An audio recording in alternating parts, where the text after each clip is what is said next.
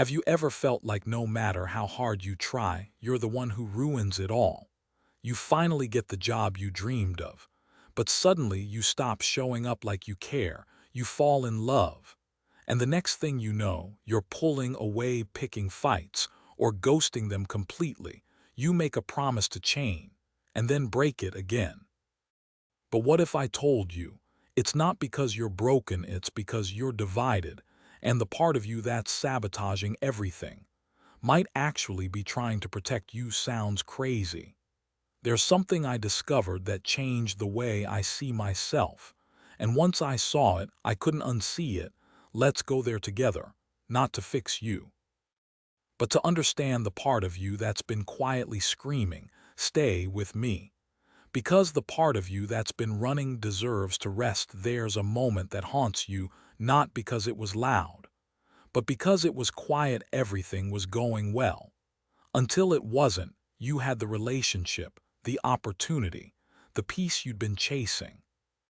And then, almost like clockwork, you ruined it. Maybe you pulled away, stopped replying, started overthinking every text. Maybe you self-sabotaged in ways you don't even understand.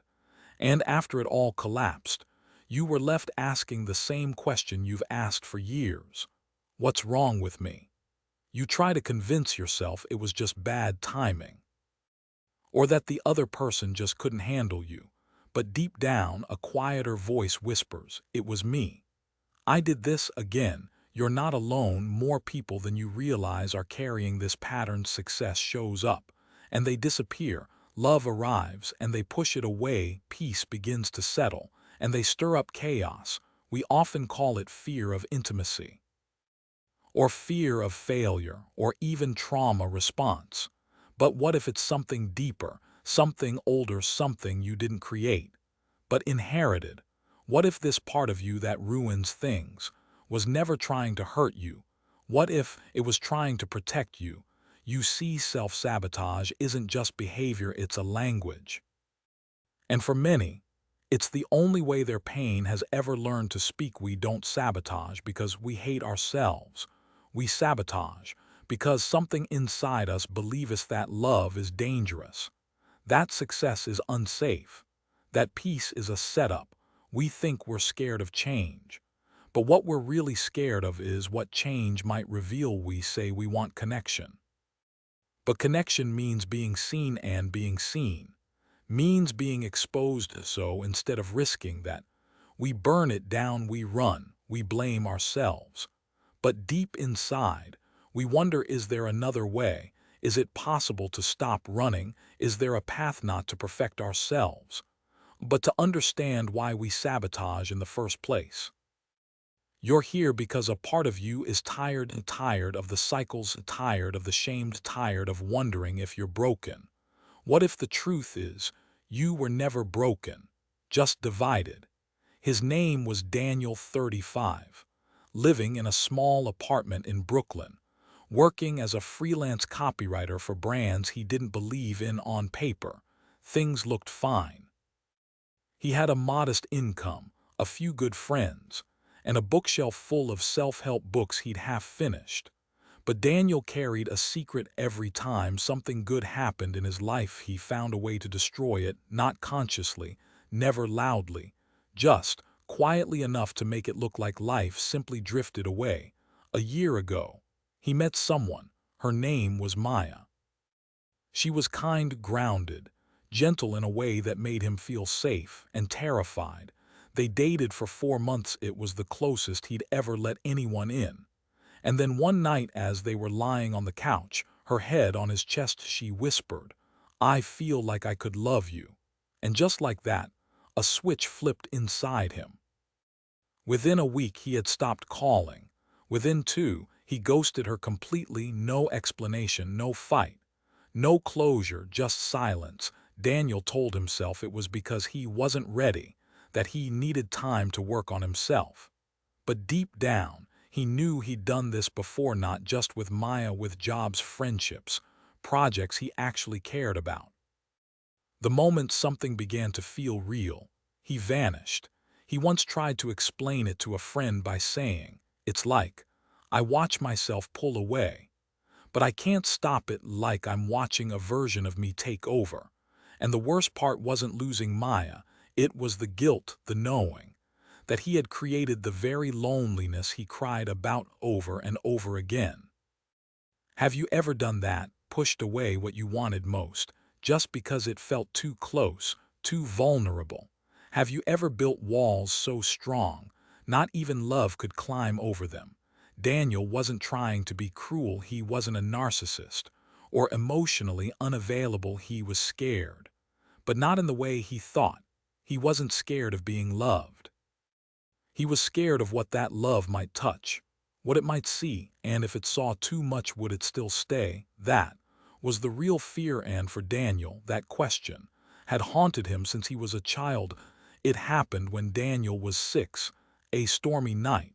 He had woken up crying after a nightmare, ran down the hallway barefoot, shaking, and opened his parents' bedroom door. His father sat up, frustrated and tired from work, the kind of tired that turns softness into sharpness. "What are you crying about now?" he snapped. Daniel stood frozen, tears streaming down his cheeks. He whispered, "I dreamed you weren't here." And his father replied, "Jesus, Daniel, you're too much. Go back to bed." Just 4 words, "you're too much." But to a 6-year-old heart, it felt like a lifetime sentence. That was the night Daniel first learned his emotions weren't safe, that being seen was dangerous, that needing comfort was something shameful. He didn't rebel, he adapted. From that night forward, Daniel stopped crying in front of people. He became the good kid, the quiet one, the one who figured out how to be useful, not needy. And over time, he built his entire identity around one silent agreement: don't make anyone uncomfortable with your feelings. That agreement followed him into adulthood, into every job, every friendship, every relationship, especially love, because love meant letting someone close in auto see the part of him that had been told you're too much. So each time someone got close, each time he felt seen, his body remembered, and something in him whispered, "Shut it down before it's too late." It wasn't conscious, it was cellular, imprinted. His nervous system had learned to associate intimacy with shame. Not because he was broken, but because, in his 6-year-old logic, rejection felt safer than being abandoned again. And so he ran, not from Maya, not even from love, but from the part of him still standing in the hallway, still waiting to be told it's okay to feel, still waiting for someone to come back, still waiting to be held. Carl Jung called it the shadow, not because it's evil, but because it's hidden. The shadow isn't some monster lurking in the dark, it's every part of you that got pushed aside to survive. The tears you were told were weak, the anger you weren't allowed to express, the dreams you were shamed for having. It's not gone, it's just underground, and from there, it waits not to attack you, but to protect you. You see, when you were young, you learned what parts of you were acceptable, what parts got love, and what parts got silence. So you started splitting yourself. One part went forward, polished, responsible, agreeable, and the other, the raw part, the part that cried too much, needed too much, wanted too much, got buried, not because you hated it, but because you thought that's what it meant to survive. That buried part is the shadow, and the longer it stays hidden, the louder it becomes, not in words, but in sabotage. You don't just forget to text back. You push someone away because your shadow is whispering, if they really knew you, they'd leave anyway. You don't procrastinate randomly. You avoid the dream job because your shadow believes success means being alone. You don't fear the future. You fear what the future will demand of you: to be seen, to be chosen, to be fully alive. And for someone whose shadow believes that visibility equals vulnerability, that's terrifying. Daniel never saw his shadow, but it saw him. It watched every moment he flinched, every time he said, "I'm fine," when he wasn't, every time he laughed when he wanted to scream. And it started forming strategies, protective ones. Get too close. Don't try too hard. Don't hope too much. because hoping meant losing, loving meant hurting and healing. Healing meant opening the very door spent his whole life trying to keep shut. But here's the truth Jung offered. You cannot become whole by pretending your shadow doesn't exist. You become whole by turning toward it, not to conquer it, but to hear it and to sit beside it and ask, what are you trying to protect me from? That's where the work begins. Not with fixing, but with listening, not with perfection, but with presence. The shadow doesn't need to be punished, it needs to be witnessed. And when you finally look at it, you realize something surprising. It doesn't hate you, it's been loyal to you in the only way it knows how: loyalty. That's the word that changed everything for Daniel, not fear. Not weakness, loyalty. His shadow wasn't sabotaging him because it hated joy. It was trying to protect the scared 6-year-old who once stood shaking in the hallway. It remembered what he had forgotten. That love could vanish overnight. That warmth could turn cold in a single sentence. That "I love you" could be followed by "you're too much." So each time something good entered his life, the shadow stepped forward, not to destroy, but to defend. It whispered things like, "Trust this. Don't open up. Don't let them see too much." And Daniel listened, not because he was weak, but because his nervous system had been wired to believe protection meant isolation. He thought he was self-sabotaging, but really, he was staying loyal to the belief that closeness was dangerous, that needing someone was a setup, that safety meant silence. It's a painful paradox. The very parts of you that crave connection are being held hostage by the parts of you that fear it. And here's the brutal truth. As long as your shadow thinks love equals threat, you will push it away, not because you want to, but because the cost of staying feels too high. So what do? How do you stop a pattern that lives beneath awareness? Jung had a word for it: integration. It doesn't mean eliminating the shadow, it means inviting it in. Asking the questions you've avoided for years. What am I afraid will happen if this works out? If I fall in love and they stay? If I get the job and succeed? If I let go and feel peace, what's the risk? Will I be seen, judged, left? These aren't rhetorical questions. They are keys to a door inside you may not have opened in decades. Because behind that door isn't just pain, it's the part of you that still hopes, still dreams, still believes, but has been waiting for you to come back, not to fix it, but to finally say, "I see you, I hear you. You don't have to protect me anymore." When Daniel began asking those questions, everything started to shift, not fast, not flashy, but real. He wasn't trying to force new behavior. He was beginning to understand that maybe sabotage was never the enemy, maybe it was love in disguise. Daniel didn't start with a grand plan. He started with a blank page and a pen. One quiet evening, after another failed connection, he sat down and wrote, not a journal entry, not a list of goals, but a letter. To the part of himself that had spent years avoiding, he wrote, "To the part of me that always runs, I don't hate you, I just don't understand you."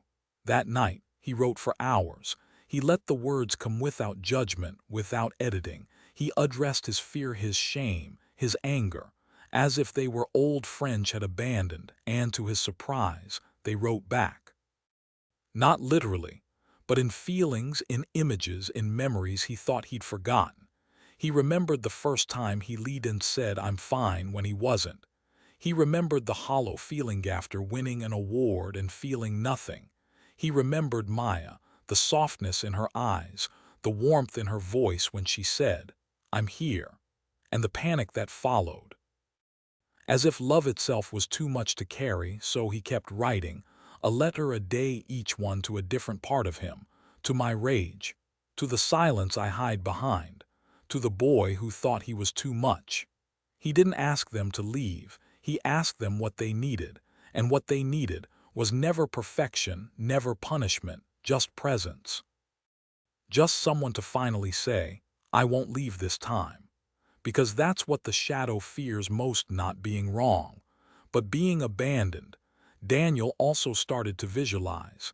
He'd close his eyes, picture himself sitting on a bench, and next to him, the parts of him he used to exile: the angry teen, the scared boy, the avoidant adult, and instead of fighting them, he listened. He let them speak, he let them shake, he let them rest. At first it felt strange, like playing pretend, but slowly it felt like returning not to trauma, but to truth.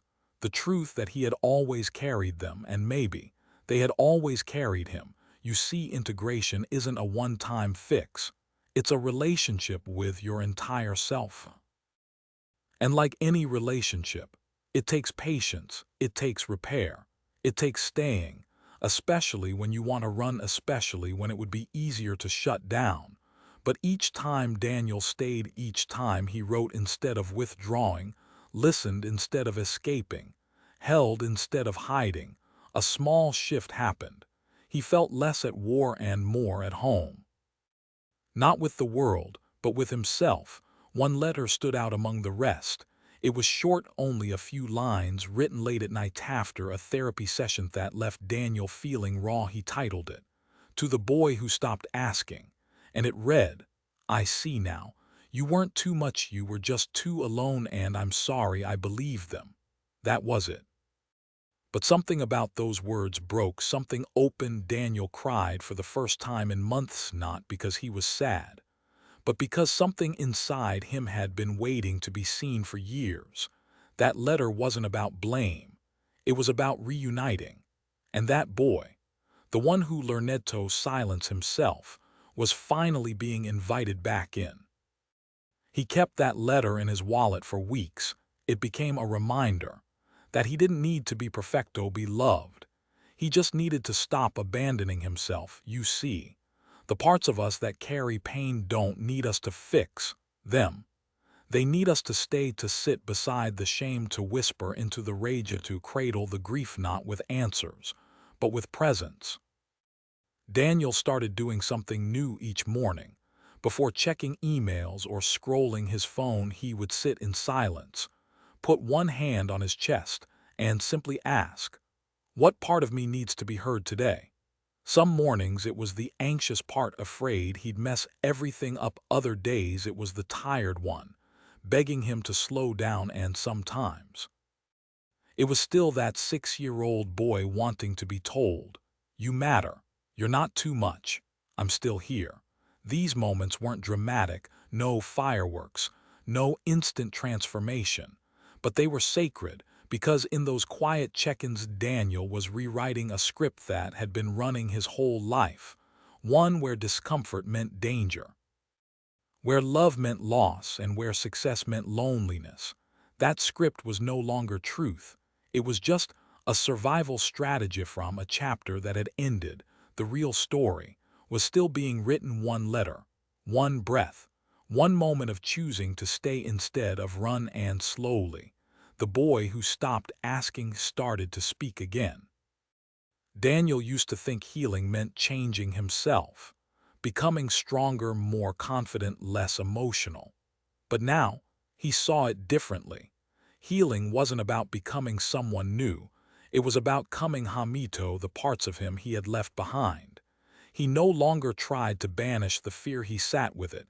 He no longer judged the anger, he listened to it. He no longer ran from the shame. He held it like a child who had waited too long to be seen. This was integration, not erasing the shadow, but folding it in, like weaving darker threads into the tapestry of who you are. He realized the goal wasn't to be untouchable, it was to be whole, and wholeness includes the parts you don't post on social media, the parts that don't look healed, that still flinch, still ache, still wonder if they're enough. But now, when those parts showed up, Daniel didn't panic. He welcomed them like old friends. "You again? All right. What do you need today?" Sometimes they needed a walk, sometimes a cry, sometimes just to be acknowledged. He noticed something else too. As he embraced more of himself, he began to see others differently. The barista who seemed cold, Maybe she was protecting her own shadow, the coworker who always needed to be right. Maybe he once felt invisible, the friend who never opened up. Maybe she had her own 6-year-old still waiting in a hallway. This shift changed everything. Because compassion turned inward, always flows outward.